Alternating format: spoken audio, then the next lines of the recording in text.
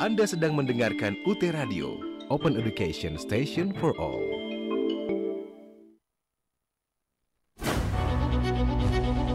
Sejak universitas terbuka diresmikan, kami telah menjadikan teknologi komunikasi digital sebagai alat perkuliahan. Dengan peralatan yang canggih dan tentunya dukungan tenaga profesional, serta sarana-prasarana yang sangat memadai untuk mendukung terselenggaranya pendidikan dan pembelajaran mahasiswa UT melalui berbagai modus pembelajaran berbasis teknologi dan diseminasi inovasi. Inovasi tiada henti terus kami lakukan untuk menjadi universitas yang network, digital, dan virtual. Telah menjadi pegangan bagi mahasiswa bahwa UT sangat mengikuti perkembangan zaman, bahkan menjadi pelopor kampus digital di Indonesia. Jangan ragu untuk bergabung bersama kami dalam menggapai cita-cita. UT menjangkau yang tidak terjangkau. Hanya UT yang bisa begini.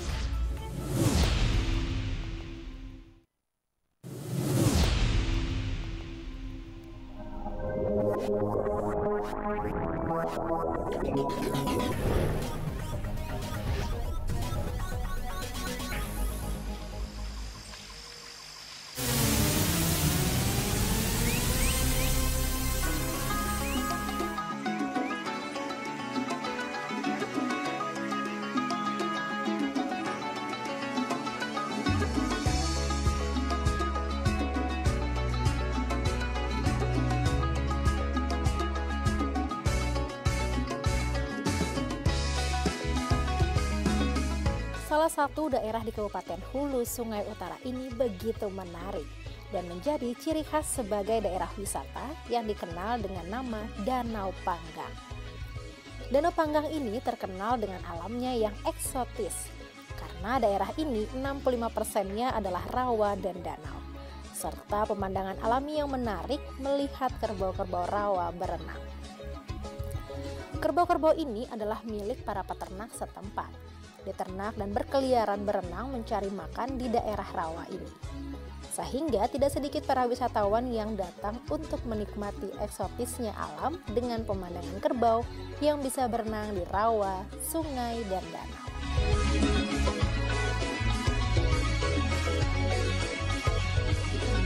Begitu juga pemandangan yang sama dapat terlihat di wilayah Kecamatan Paminggir yang berada di sebelah barat Kecamatan Danau Panggang.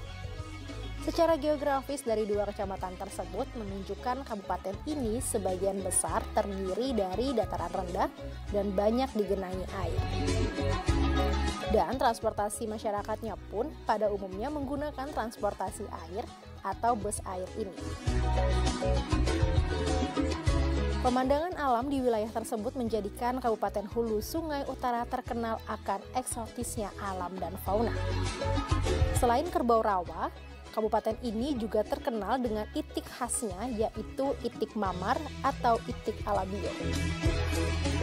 Itik-itik ini dikenal sejak lama dengan nama itik alabio dari Almuntai. Itik alabio sampai saat ini menjadi primadona usaha bagi peternakan maupun kuliner khas Almuntai, Kabupaten Hulu Sungai Utara. Itik alabio menjadi ikon khas kota ini dan menjadi monumen patung itik alabio yang terkenal sebagai maskot kota Almuntai atau Kabupaten Hulu Sungai Utara. Kota Almuntai terletak di Gedung Pusat Produksi Bahan Ajar Multimedia kawasan Universitas Terbuka Pondok Cabe. Anda sedang mendengarkan dan menyaksikan UT Radio Open Education Station for All bersama saya Dita Zakia. Selama 1 jam ke depan Dita akan menemani Anda tentunya bersama narasumber yang akan menyampaikan materi perkuliahannya rekan-rekan mahasiswa dengan ringan dan menyenangkan tentunya. Di studio kami sudah hadir 2 orang narasumber hari ini. Ada Bapak Dr. Mu'ailimin MPDI dengan Bapak Muhammad Sulaiman SPDI BIS MPD. Pak Sulaiman dan Pak Mu'alimin, apa kabarnya hari ini? Alhamdulillah sehat. Mbak Dita, gimana kabar Mbak Dita Zakiyah? Betul, alhamdulillah sehat juga Pak Sulaiman dan Pak Mu'alimin.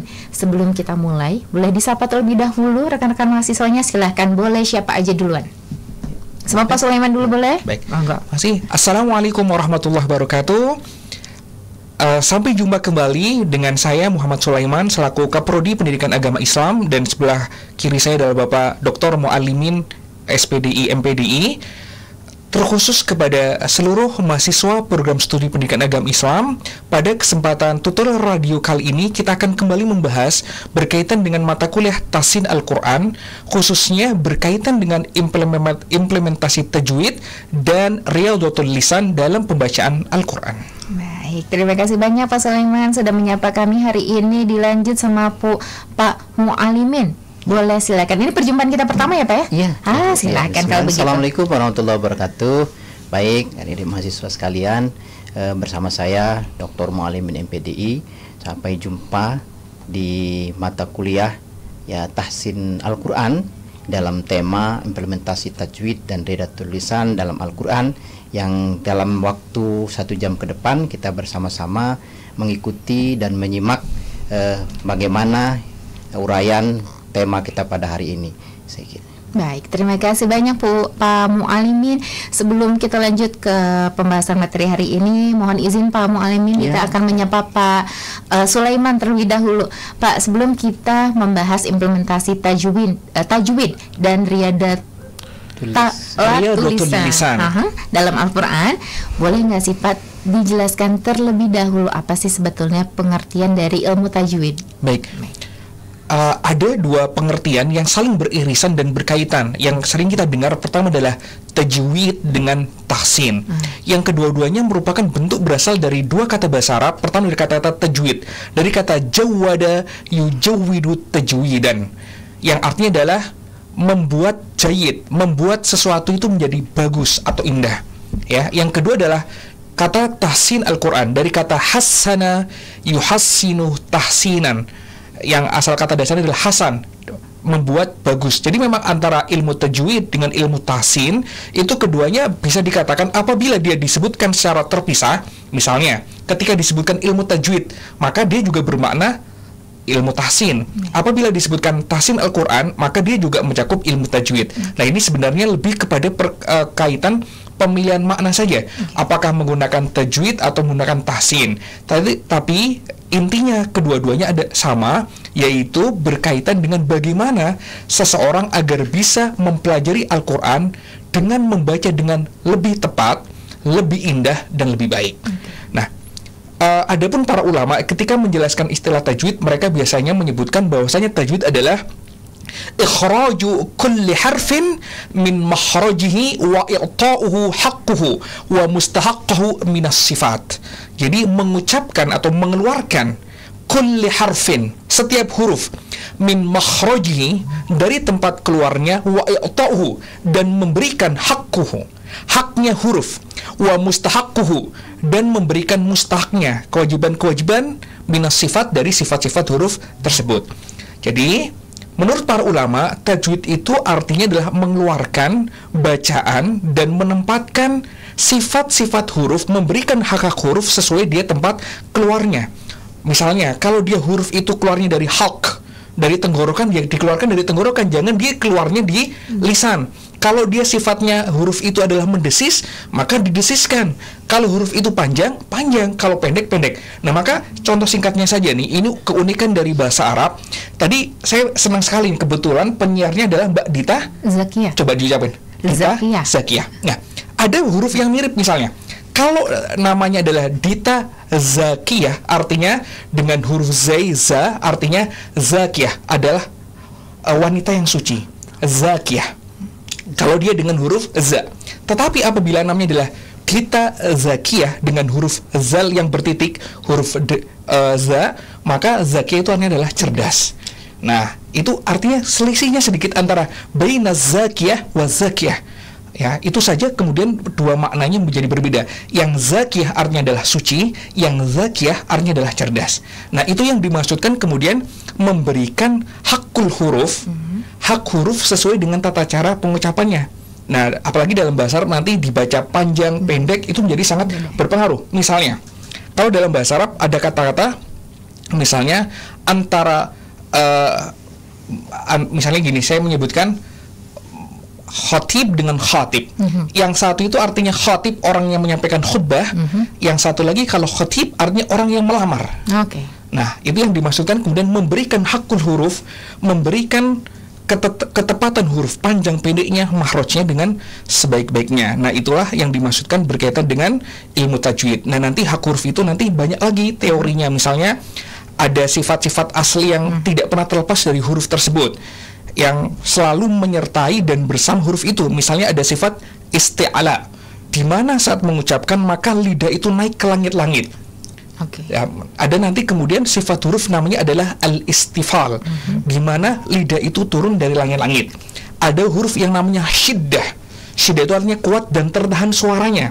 Tetapi ada juga huruf yang namanya adalah rokhawah, yang artinya lunak atau dia mengalir suaranya. Nah, itu yang dimasukkan kemudian sifat asli. Nanti ada juga sifat yang disebutkan sebagai sifat aridah, sifat-sifat yang baru yang muncul karena ada penyebabnya. Misalnya ada sifat tarkik yang muncul sifatnya dari istifal atau tafhim yang muncul dari sifat isti'la.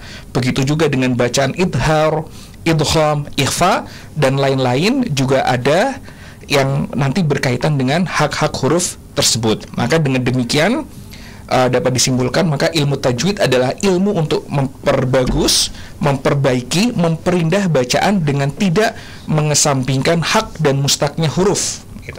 Baik, kemudian terima kasih banyak Bapak untuk penjelasannya. Kemudian apa sih Pak yang sebetulnya yang dimaksud dengan mahrajul huruf? Kemudian bagaimana pembagian dari mahrajul huruf itu? Baik, jadi makhraj itu dari kata kharaja, yakhruju makhraj. Kharaja itu artinya keluar. Kemudian makhraj artinya adalah tempat keluar. Maka makhraj huruf artinya adalah tempat keluarnya huruf. Jadi nanti ketika orang belajar, nanti huruf itu ada tempat-tempat keluarnya masing-masing. Ada huruf yang keluarnya dari tenggorokan halq. Yang misalnya kemudian ada huruf yang keluarnya misalnya di bibir, yang disebut dengan huruf yang keluar dari syafawi. Ada huruf yang keluarnya dari atas langit-langit. Ada huruf yang keluarnya karena bibir dimoncongkan. Nah, misalnya itu yang dimasukkan dengan makhraj, tempat keluarnya huruf. Baik. Terima kasih banyak Pak kemudian untuk penjelasannya. Nah, bagaimana dengan sifatul huruf? Apa itu sifatul huruf? Nah, mungkin nanti bisa Pak Mu'alimin ya. Baik, Pak Mu'alimin. Apa itu sifatul huruf? Sifat huruf itu adalah cara melafalkan atau mengucapkan huruf, ya kan, sesuai dengan hak huruf itu masing-masing. Baik. Contoh misalnya kalau misalnya sifat huruf itu seperti dicontohkan oleh Pak Sulaiman tadi bahwa dia bersifat siddah, kuat, maka dia kita lafalkan misalnya lam yalid wa lam yulad. Nah, seperti itu kuat. Kemudian ada yang khoisum itu kan lemah, lembut. Seperti contoh kalau di dalam ilmu tajwid itu lemah lain kan, laisa. Nah, itu seperti itu yang dikatakan sifat harus. Nah, sifat huruf berarti mengembalikan hak huruf itu pada sifat tersendiri pada huruf yang ada. Baik. Karena contohnya tadi kalau sidahnya salah mungkin banyak juga penyebutan kul huwallahu ahad gitu ya Pak ya. Sebetulnya kul huwallahu ahad begitu mungkin betul. Ya. Baik. Kita akan rehat sejenak sebelum membahas pembahasan kita lebih dalam lagi. Jadi rekan-rekan mahasiswa dan juga UT listeners pastikan Anda tetap bergabung bersama kami hari ini di Tutorial Radio UT Radio Open Education Station for All.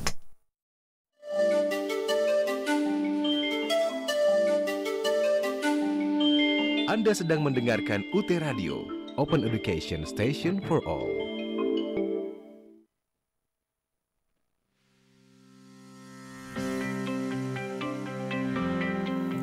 Para mahasiswa baru Universitas Terbuka dimanapun Anda berada, perkenalkan saya Bayu Oktara, alumnus S1 Ilmu Komunikasi UT tahun 2016. Saya dan seluruh sivitas akademika Universitas Terbuka mengucapkan selamat bergabung di Universitas Terbuka. UT adalah perguruan tinggi negeri ke-45 di Indonesia yang selalu mengedepankan inovasi di bidang pendidikan jarak jauh agar selalu sesuai dengan perkembangan teknologi informasi saat ini, sehingga UT sering disebut juga sebagai Cyber University of Indonesia. Sejak tahun 1984, UT telah hadir memberikan layanan pendidikan tinggi dengan sistem terbuka dan jarak jauh. Nah, agar studi Anda di UT dapat berjalan lancar dan bisa lulus tepat waktu, Saya akan berbagi pengalaman bagaimana lulus tepat waktu dengan nilai memuaskan. Ayo kita simak bersama-sama. Mahasiswa baru UT peserta OSMB, sebagian dari Anda mungkin sudah bekerja, sebagian lagi mungkin juga belum bekerja dan hanya fokus kuliah. Kata kunci awal untuk sukses menembus studi di UT adalah mandiri dan disiplin dalam mengelola waktu. Teman-teman mahasiswa, bagi Anda yang padat aktivitasnya, UT sudah memberikan kemudahan sejak awal registrasi, yakni dengan melakukan registrasi secara online melalui sia.ut.ac.id.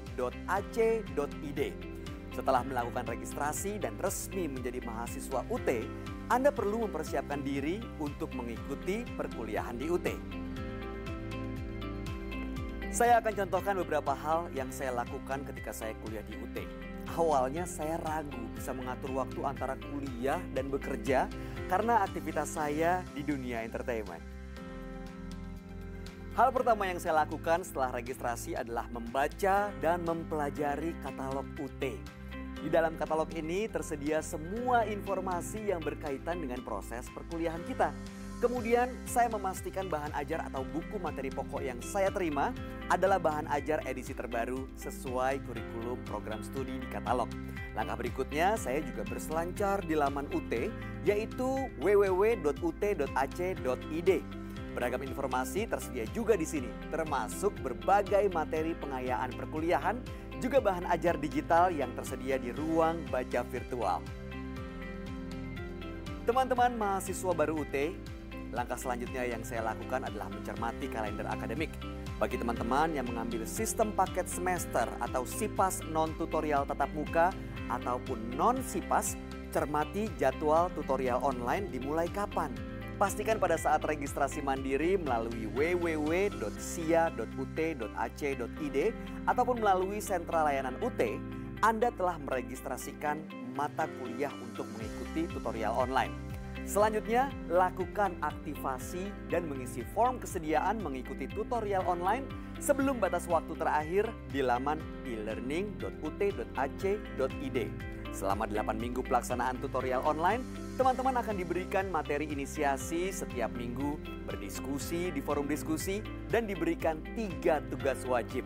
Bagi teman-teman yang mengikuti tutorial tatap muka ataupun tutorial webinar sebagai pengganti tutorial tatap muka, jangan sungkan bertanya kepada UPBJJ, Pokjar, atau sentra layanan UT tentang jadwal pelaksanaan tutorial tatap muka. Nah, langkah berikutnya, lihat jadwal ujian akhir semester. Dengan demikian, Anda akan dapat memperkirakan berapa lama waktu belajar yang dimiliki hingga pelaksanaan ujian akhir semester.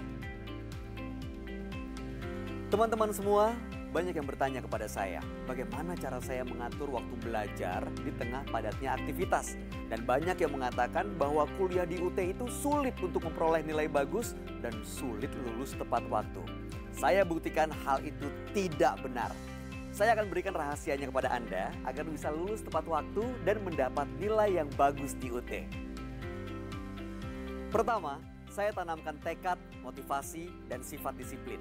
Saya targetkan harus lulus dalam sekian tahun meskipun di UT tidak ada istilah drop out atau DO. Kedua, merancang strategi belajar yang tepat. Salah satunya dengan mengelola waktu belajar disesuaikan dengan kesibukan aktivitas sehari-hari. Saya membuat target belajar dari hari Senin sampai Sabtu. Setiap hari saya menyisihkan waktu minimal 2 jam untuk membaca buku materi pokok dari salah satu mata kuliah yang saya ambil. Minimal saya tuntaskan membaca 1 modul sembari mengerjakan latihan formatif dari setiap modul. Terkadang hingga 2 modul per hari untuk 1 mata kuliah. Dengan cara ini, saya merasa lebih siap untuk mengikuti ujian akhir semester, baik itu ujian tertulis ataupun mengikuti sistem ujian online atau SUO.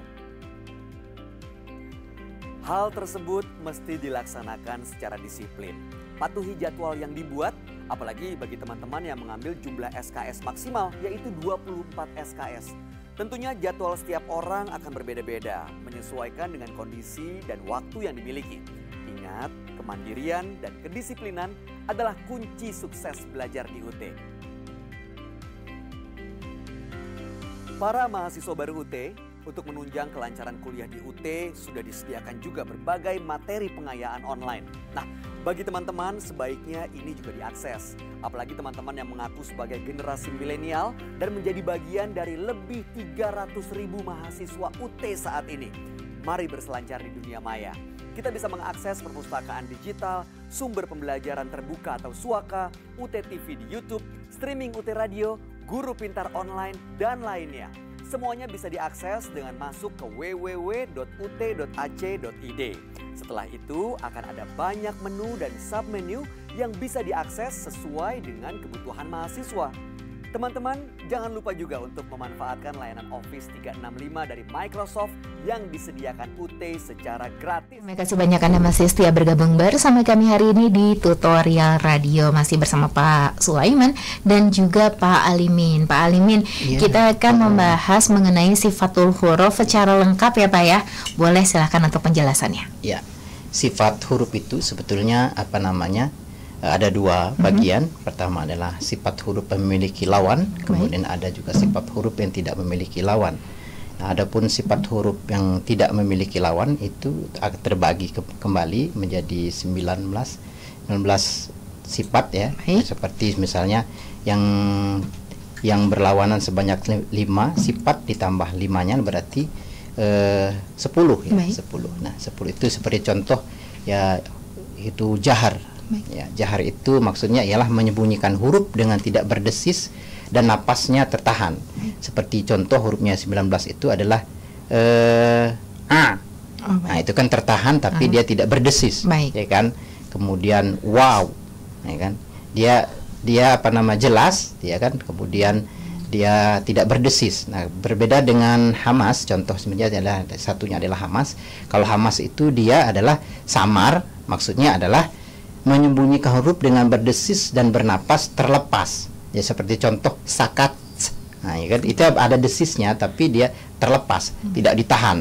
Kalau misalnya dia siddah itu tertahan, ajid. Nah, itu kan. Kemudian kalau sifat rohwah itu adalah lunak. Maksudnya ialah menyembunyikan huruf dengan suara terlepas berlalu berjalan. Bersahuruf itu hurufnya ada 16, itu banyak sekali sebetulnya.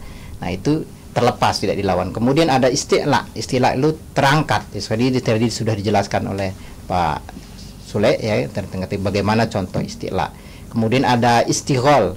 Ada jumlah istighol, kemudian ada itbak. Saya pembagiannya saja nanti contohnya itu. Ada itbak, ada iftah, kemudian ada ismat, kemudian ada izlak. Nah, kemudian ada sifat yang tadi pertama, sifat huruf yang selanjutnya adalah tidak berlawanan. Ada 9 yaitu tawasud, kemudian layin, kemudian inhirab, kemudian takhrir, sofir, tafasi, kemudian kolkolah, istihlah, kemudian hunnah. Nah, ini atau layin itu lunak, ya, kemudian inhirab itu condong, kemudian takrir itu mengulang-ulang, takriron itu mengulang-ulang, kemudian safir itu siul, bersiul, ya, kemudian ini kan.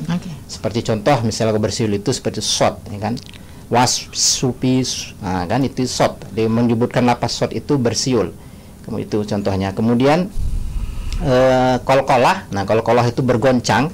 Nah, kemudian seperti contoh kot bujadin, atau yang tertenar sekarang contohnya kolkolah itu adalah baju di toko gitu kan. Nah, kan ini kan baju di toko itu. Itu Mbak. Baik, terima kasih banyak Bapak untuk penjelasannya. Kita akan masuk ke dalam riyadatul lisan ya Pak ya. Apa sebetulnya pengertian dari riyadatul lisan ini dan bagaimana sih metode untuk melatih lidah dengan melafalkan huruf-huruf hijaiyah pada mahasiswa? Baik, riyadatul lisan berasal dari dua kata yang menjadi satu frasa. Pertama adalah kata-kata riyadhah. Riyadhah itu artinya adalah olahraga.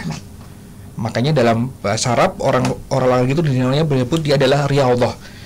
Nah, al-lisan itu artinya adalah lisan. Maka ketika disebutkan riyadhatul lisan artinya olahraga lidah. Jadi lidah ini itu perlu dilatih. Dan memang yang namanya anugerah berkaitan dengan pengucapan itu sebenarnya sama. Teori berkaitan dengan teori berbicara, teori speaking itu semuanya sama. practice make perfect. Jadi ketika orang makin sering berlatih, maka dia akan makin sempurna. Saya dulu jadi ingat pernah sampaikan juga ketika menyampaikan mata kuliah retorika. Sama konsepnya, keterampilan berbicara itu adalah dilatih. Makin dia sering berbicara, maka dia akan makin ahli. Demikian juga berkaitan dengan talaffuz, pengucapan bahasa, pengucapan Al-Quran, makin sering dilatih, maka dia tentunya akan makin tepat, makin valid. Nah, maka Riyadhatul Lisan itu untuk mahasiswa PAI, maka bisa dicek dari 5 buku yang ada, maka salah satu buku yang berwarna merah itu judulnya adalah Riyadhatul Lisan.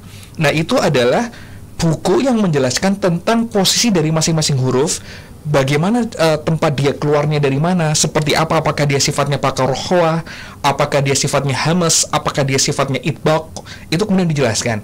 Nah, nanti dijelaskan sifatnya di situ, kemudian mahasiswa harapannya adalah berlatih. Misalnya ketika mengucapkan huruf H itu misalnya sifatnya adalah rohawah, maka dia sifatnya harus mengalir, misalnya gitu. Ketika huruf, misalnya dia huruf Sya itu maka misalnya, ataupun huruf Sin, maka sifatnya dia misalnya harus ada hamesnya. Nah, maka misalnya ketika dia membaca surat An-Nas, Qul a'udzu birabbin nas. Nah, maka di situ ada, nah itu yang namanya kemudian hamas berdes. Nah, misalnya gitu. Nah, misalnya itu yang dimaksudkan Riyadhatul Lisan. Jadi melatih bagaimana agar bisa mendapatkan sifat yang valid dari masing-masing huruf tersebut. Baik. Jadi pertanyaan ini kan ilmunya susah-susah gampang ya Pak ya. Apalagi harus mengingat hamas itu seperti apa, kemudian istifal itu seperti apa, infitah itu seperti apa, begitu. Bagaimana sih caranya caranya mahasiswa menghafal sifat-sifat itu? Cara mudahnya gimana? Yang pertama sebenarnya yang gini. Dulu sahabat itu ketika belajar membaca Al-Quran itu kan tidak diawali dari teori, tapi mereka mendengarkan bacaan dari Nabi Muhammad SAW. Ketika Nabi menjelaskan, oh bacanya adalah huruf misalnya Alhamdu, oh demikian didengar. Dan apalagi memang mereka orang Arab, jadi mereka dikatakan sebagai afshal lisan, paling fasih lisannya, karena Al-Quran ditulis dalam bahasa Arab. Maka mereka ketika mendengarkan, mereka melatih mengucapkannya. Yang itu menjadi teori berkaitan dengan teori transmisi, sama juga teori transmisi bahasa. Ketika orang Inggris, dia misalnya British, maka dia tidak perlu belajar teori seperti apa aksen British, dia akan bisa. Karena dia mendengar berdasarkan transmisi, bukan melalui teori. Beda kalau kita mungkin orang luar. Nah, sama juga ketika seseorang belajar Al-Quran, maka bagaimana cara menghafalkan? Maka yang pertama kali diikuti dulu adalah dia harus menemukan video atau bacaan yang dia bisa dengar, bisa dia lihat, yang valid cara mengucapkannya. Setelah itu dia dengarkan dengan baik-baik, didengar secara berulang-ulang. Setelah itu dia berlatih mengucapkannya.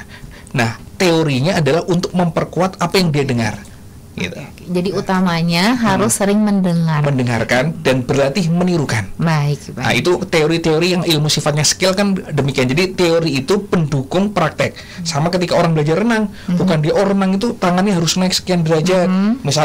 Misalnya dia harus melebarkan tangan, tapi kan dia melihat dulu orang gerak. Iya, betul. Dia praktek di kolam renang, kemudian sambil ngikutin teorinya. Nah, sama juga. Baik, Pak Alimin, ada yang ingin ditambahkan dari penjelasan Pak Sulaiman?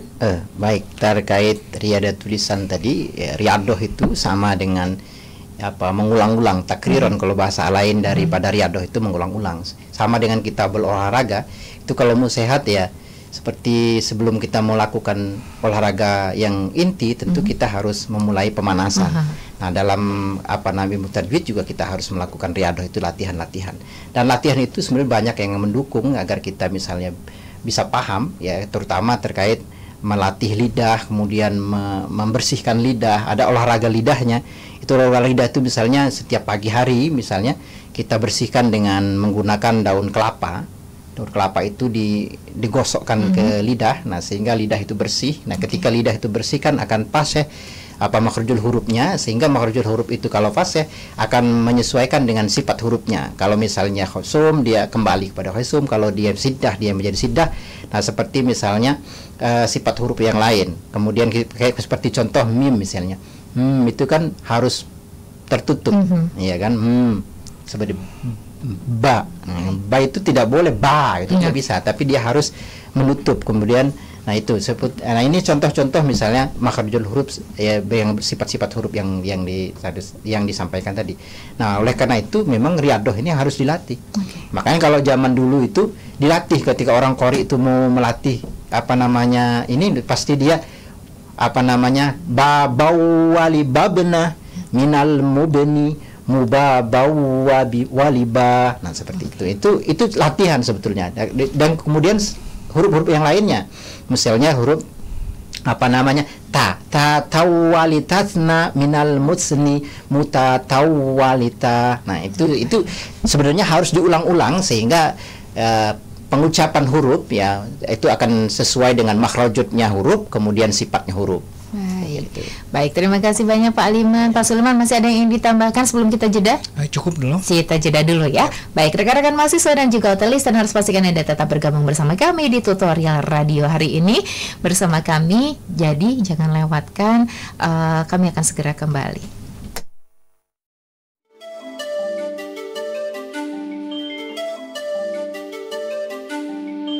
Anda sedang mendengarkan UT Radio, Open Education Station for All.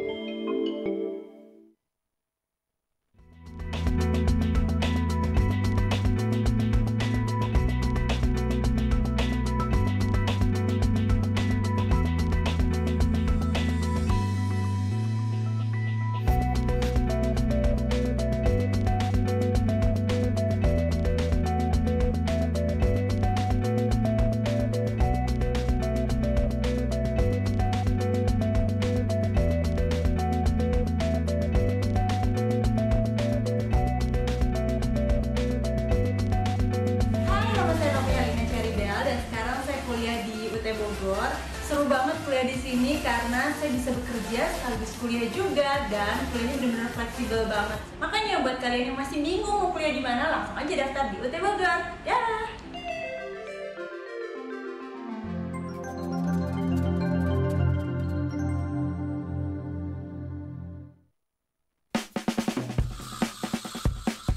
Setiap hari selalu kuawali dengan yang aku mau. Bebas tapi bertanggung jawab, fleksibel tapi pasti. Hari-hariku dipenuhi dengan semangat untuk kuliah dan meraih profesi. Karena aku mampu mandiri, UT menempaku untuk mandiri. UT memberiku kesempatan belajar kapan dan di mana saja. Dan tentu saja bisa mengelola waktu untuk belajar dan bekerja.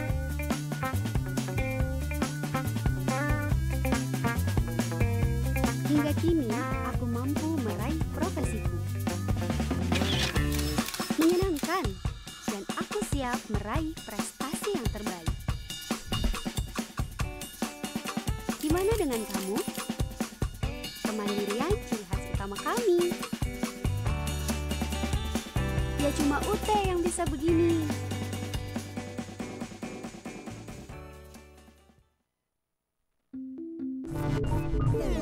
Pendidikan adalah wahana untuk menggapai mimpi dan mengubah masa depan menjadi lebih baik.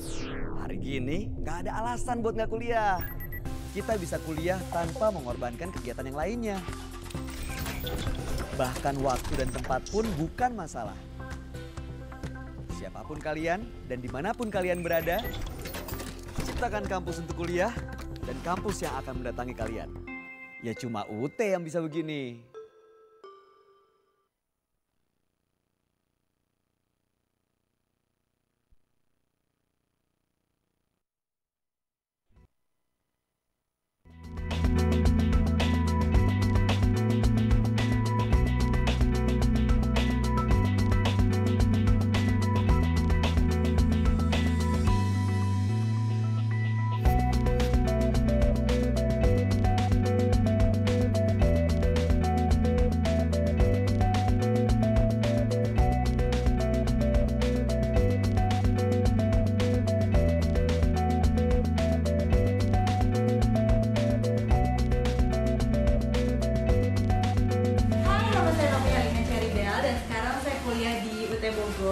Seru banget kuliah di sini karena saya bisa bekerja sekaligus kuliah juga, dan kuliahnya benar-benar fleksibel banget. Makanya buat kalian yang masih bingung mau kuliah di mana, langsung aja daftar di UT Bogor. Dah.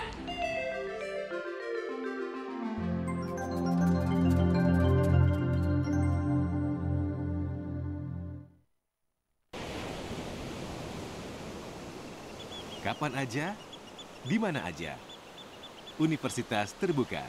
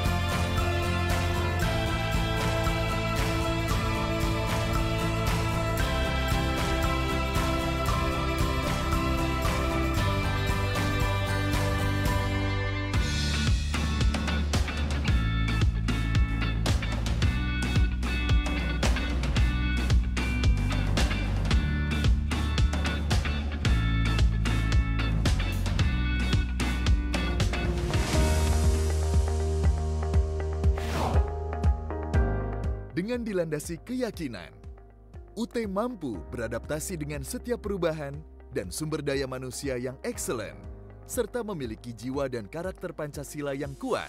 Universitas Terbuka siap menyongsong era baru pendidikan tinggi jarak jauh di tanah air yang modern menuju Indonesia maju.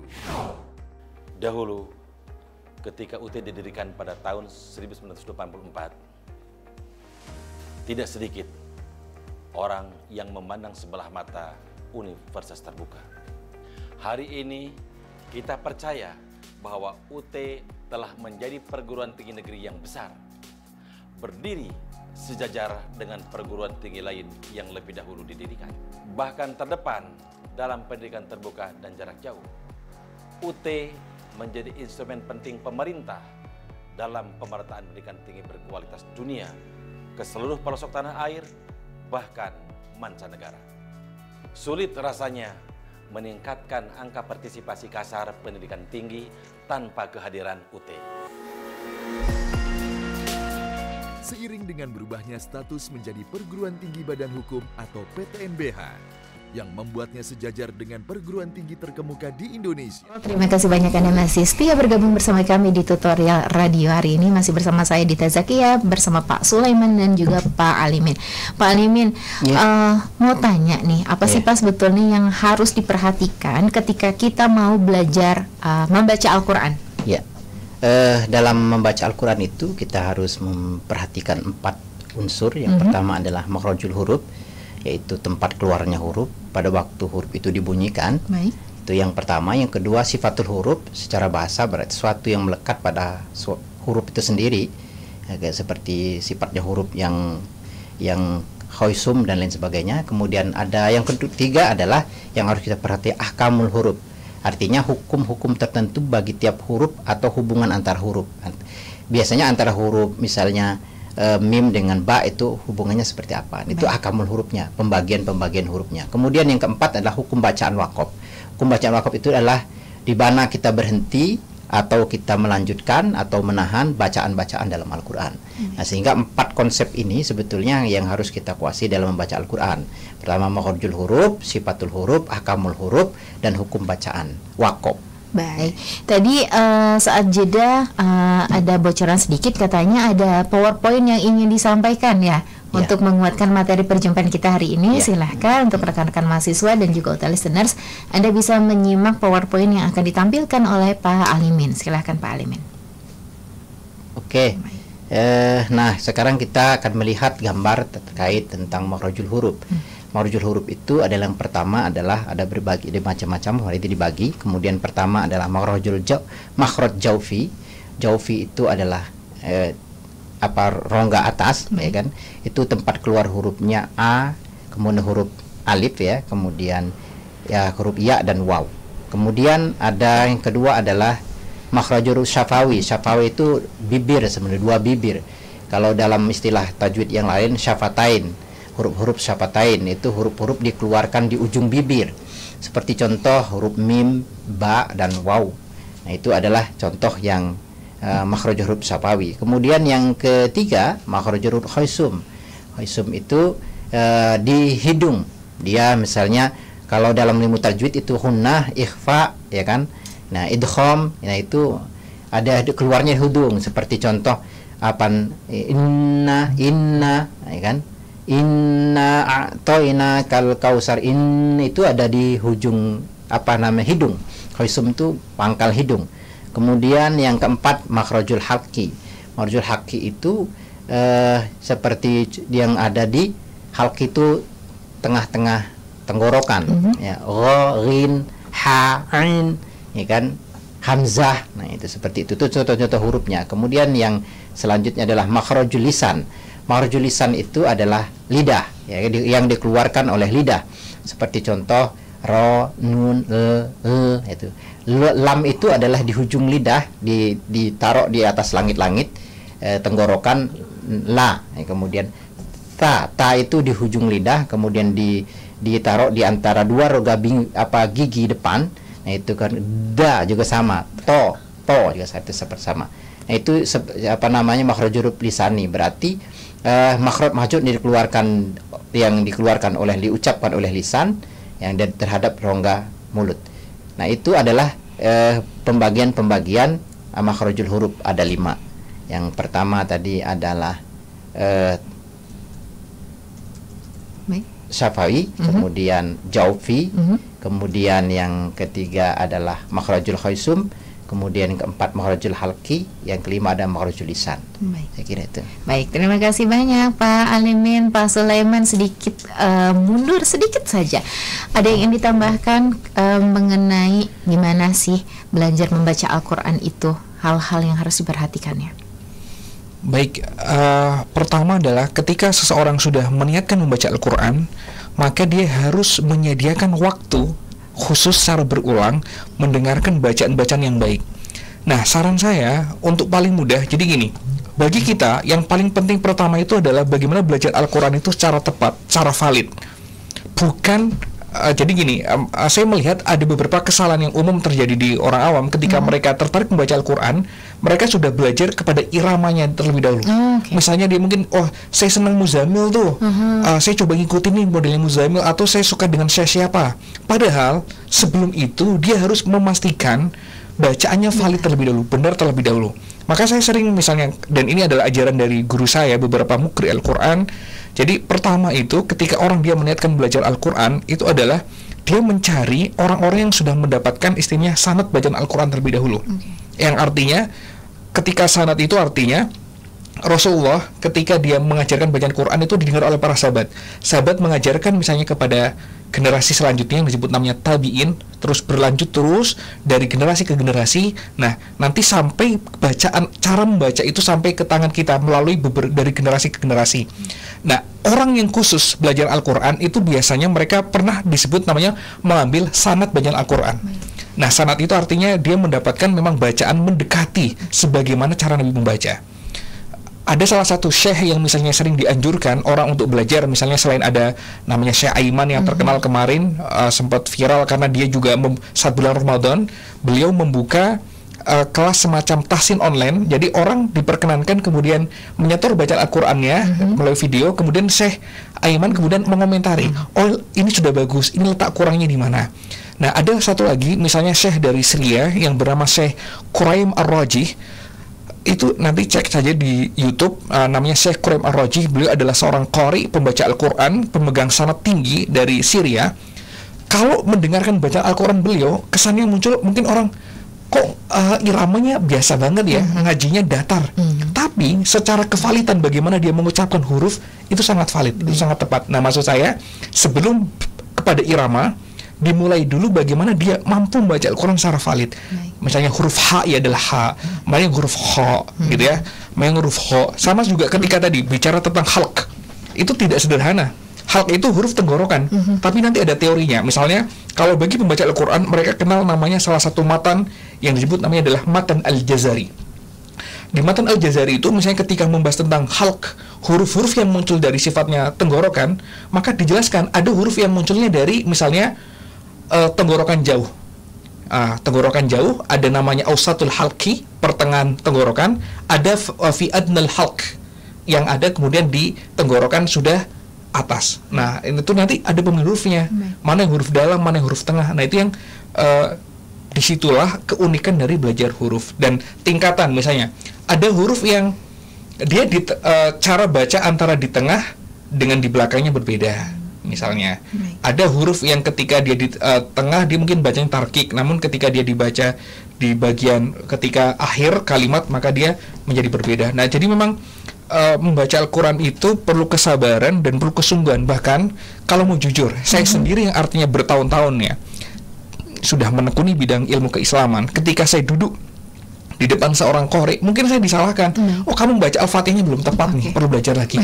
Ya, itulah kenapa saya bersikukuh mahasiswa PAI yang menjadi ujung tombak pengajaran pendidikan agama, dan salah satu muatan khusus paling penting pengajaran pendidikan agama adalah berkaitan dengan membaca Al-Quran. Maka jadikan betul-betul secara khusus serius menekuni membaca Al-Quran yang baik.